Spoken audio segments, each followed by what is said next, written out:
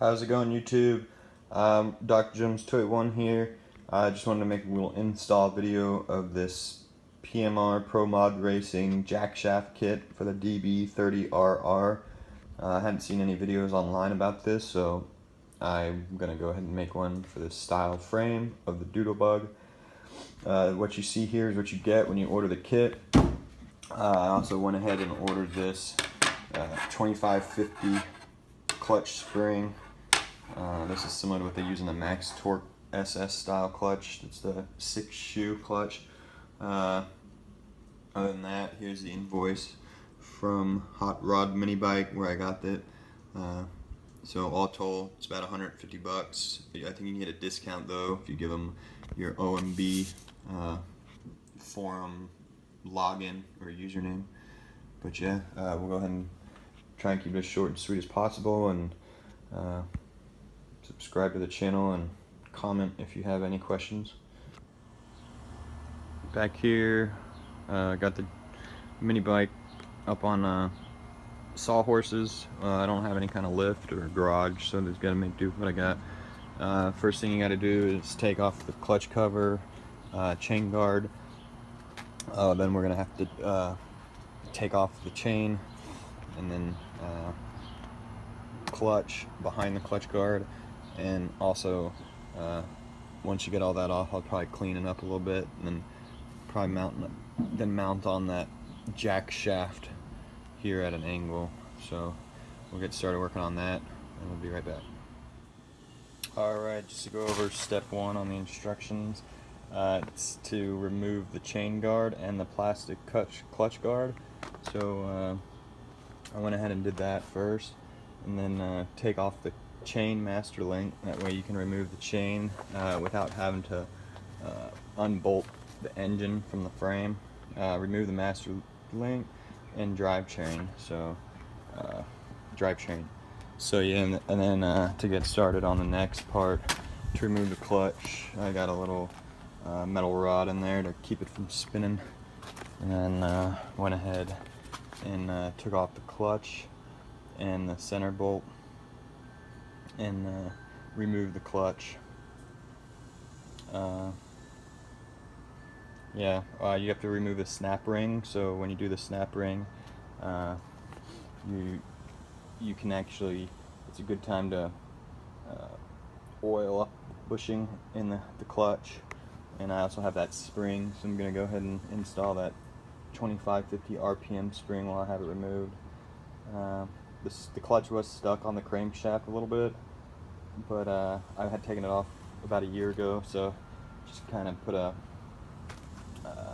screwdriver behind it and gave it a gentle tap. It kind of slid right off.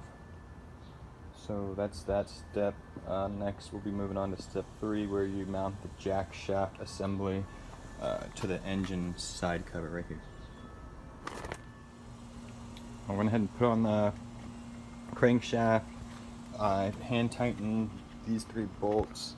The instructions give you one smaller bolt, and this one you save here in the bottom right.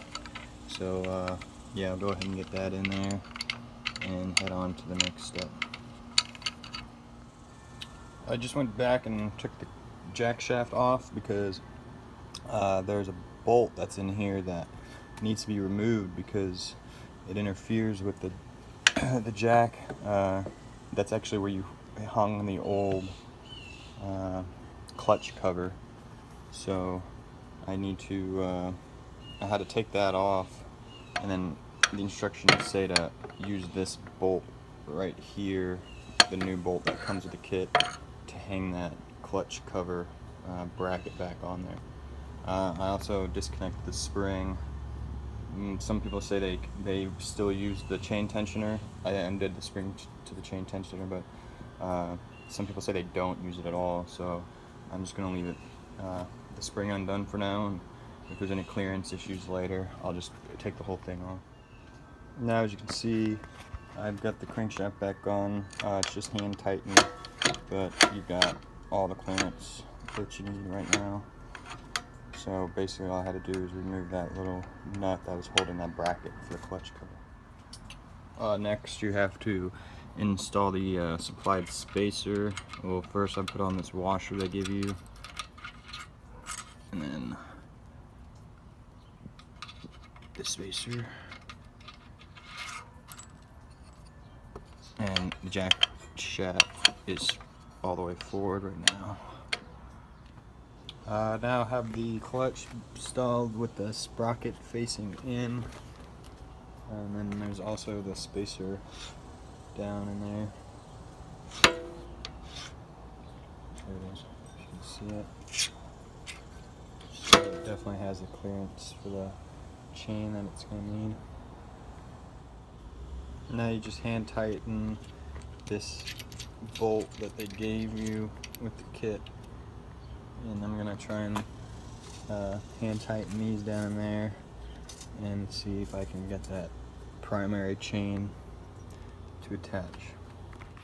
Okay, we've got the primary chain installed. I went ahead and tightened all the bolts down. Also put thread lock on all bolts. That's these 4 on the jack shaft, and then also this 5th one that they supplied. This is a new one for the clutch, as well as thread lock. The chain, the master chain link, you can see is right here, and I've got a little bit of play in there. Hopefully that's not too much play. We'll find out. I just went ahead and got the secondary chain on, and then added the covers. I just went for a test run and seems to be doing alright. Let it cool down and then check all the nuts and bolts and take it for another run here in a little bit. Overall, it's a pretty easy install. The longest part was having to make the videos, but as long as you have a little bit of mechanical knowledge, it's pretty easy, pretty basic. Some of it's trial and error, and as long as you don't mess up any threads on the bolts or the bolt holes, you should be good. Again, if you like the video, give me a thumbs up. If you have any questions, leave them in the comments section. I'll go ahead and crank it up one time.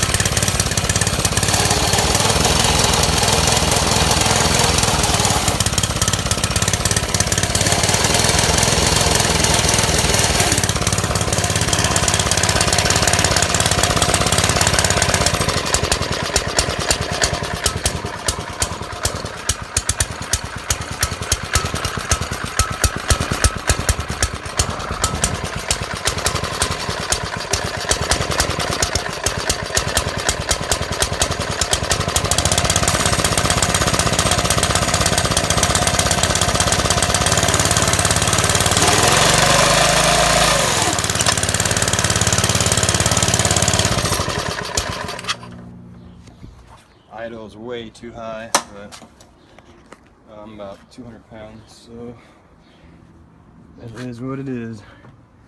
To go from here, all you can do is add the bigger engine.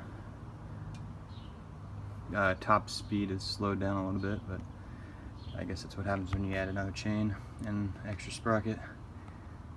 But I guess the next thing would be to add the engine, bigger engine. That's it.